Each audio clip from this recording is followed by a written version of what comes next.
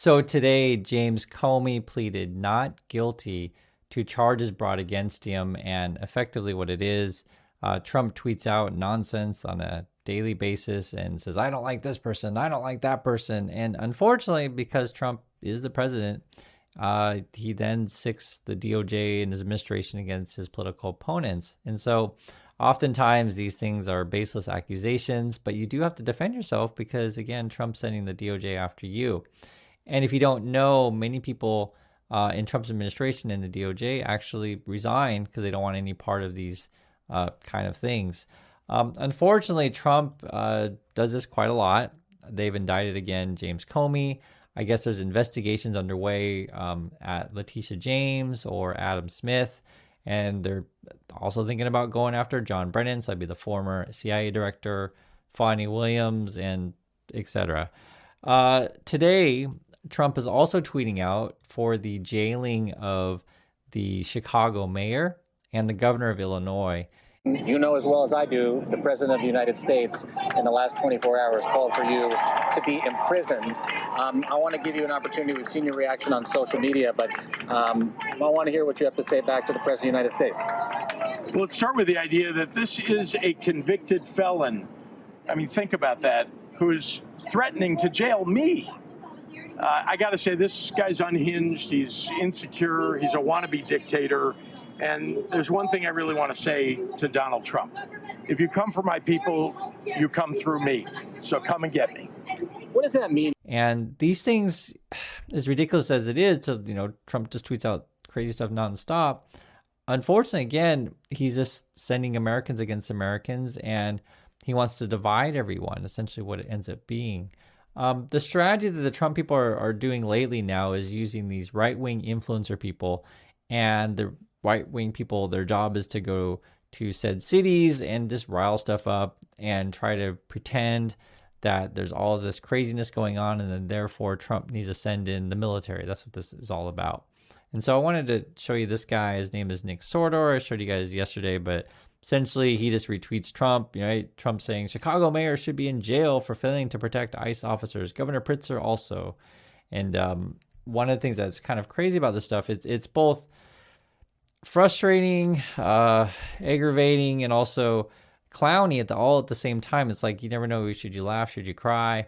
Patel, who's the current director of the FBI, he was claiming there's like 110,000 gang members in Chicago. Taking the juggernaut that is demolishing the weaponization of law enforcement and bringing it to places like Chicago. When I was there today with Todd, we learned that the Chicago city streets have 110,000 gang members. That's right. You heard me right. They had 1,200 shootings this year alone, 360 homicides. When politicians choose to side with those metrics and not their citizenry, thank God we have President Trump and this Department of Justice and this FBI going in there and crushing violent crime. And President Trump sent us into these cities quietly to set the stage, to set up for the National Guard, to see the success that we saw in Washington, D.C., in Memphis. The FBI has been leading the charge in every single one of these streets because we know how to gather ground-level intelligence, and we know how to put handcuffs on the bad guys, and we know that we have the backing of this administration. And most importantly, the agents at the FBI know that they have the backing of the American people and their government. See, I don't know if I should laugh or cry when someone makes this statement. And, that's like, depending on how you want to count it. If you include the suburbs, that's 5% of the area. If you just want to include Chicago proper, that's 10%. So are we saying 5 to 10% of Chicago are gang members? Is that what we're saying? Like, it's just so stupid. But, the thing is with these people, like say with Patel, does he really believe the nonsense that comes out of his mouth? You never know what's going on in these people's heads. They got, I'll just say this, a screw loose.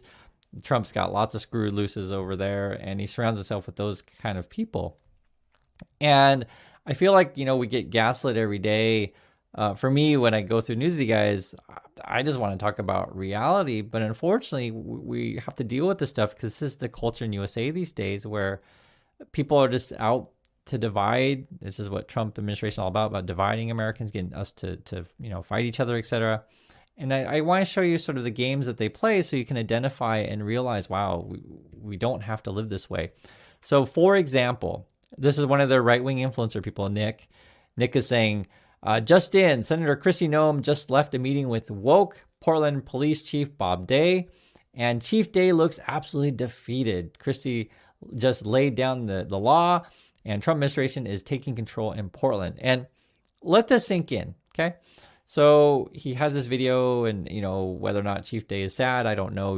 You know, you can make your own decision on that. But if I'm, say, the federal government, or if I'm the president and I'm Secretary of Homeland Security, I should be trying to go to states, like local, you know, officials, and make partnerships with people, right? Well, shouldn't that be the goal here? Just think about this.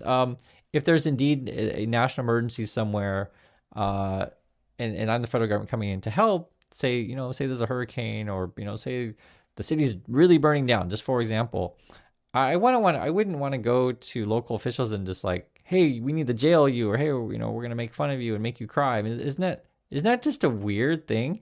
And so I'm pointing this stuff out because it's like it's laughable and it's sad at the same time. I don't know, should I laugh or should I cry at these things? I hope you guys understand what I'm saying. And I just want to point out what leadership looks like when you're trying to divide someone, and what leadership should be like when you're trying to unify and support people.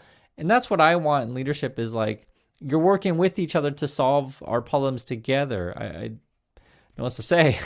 And this is where we're at. Karen Levitt will go on TV every day and tell you how, you know, everything's crime ridden, and we got to send in the military. That's essentially what this is all about, because Trump wants to take control and declare martial law.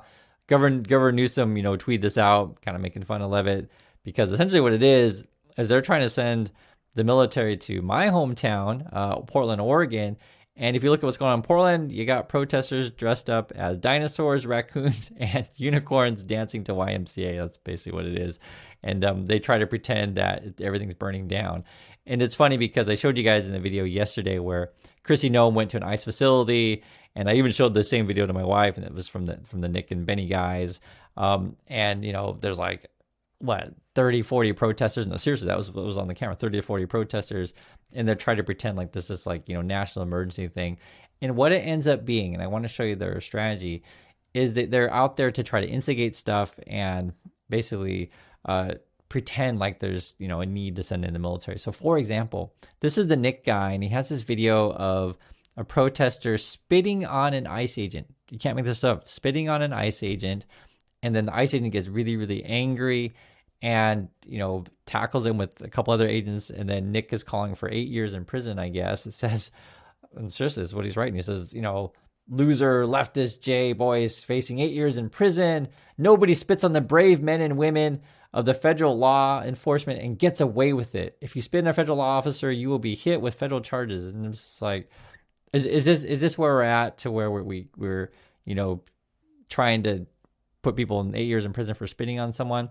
And often, you know, what it's like, if you guys follow sports, this Nick guy or other people, say ICE people, they're kind of like people who flop in sports. If you know what that is, you know, you can watch FIFA or basketball or whatever, and you kind of taunt people over and over and over again.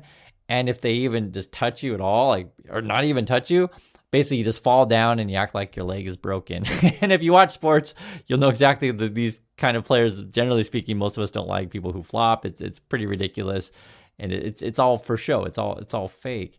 Unfortunately, though, because you have people who do flop, there's some people actually believe that's reality. And, you know, you got Trump tweeting out nonstop, trying to divide people. And you got these kind of situations, for example.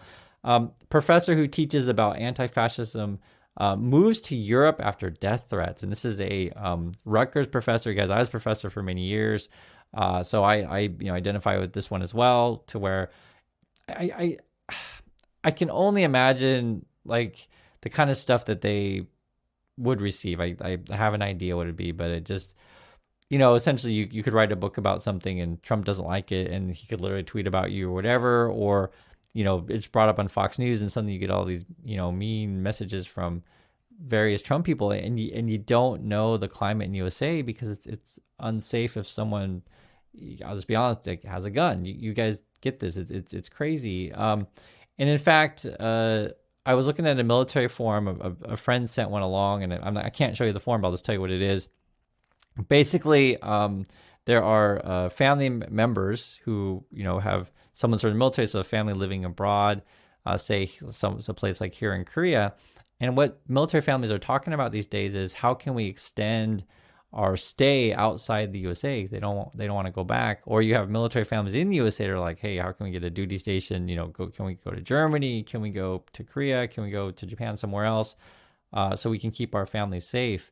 And it's kind of a crazy situation. And this is sort of why I bring up, say, what the Nick stuff is doing, or what Patel is saying, or whatever, is what you want to look for in leadership, again, is someone who is unifying people and figuring out ways of, hey, how can we work together to solve our problems of today?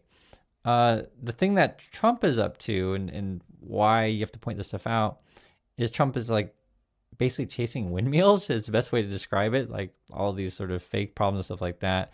And then we're wasting all this money to solve fake problems.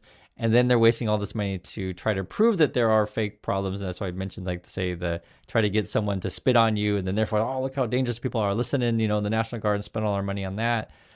And the people who ultimately benefit from this stuff is Trump and his buddies, because while our FBI and our military are busy, carrying out Trump's plans, they're unable actually to go after, say, money laundering or racketeering or a bunch of other stuff that they should be on.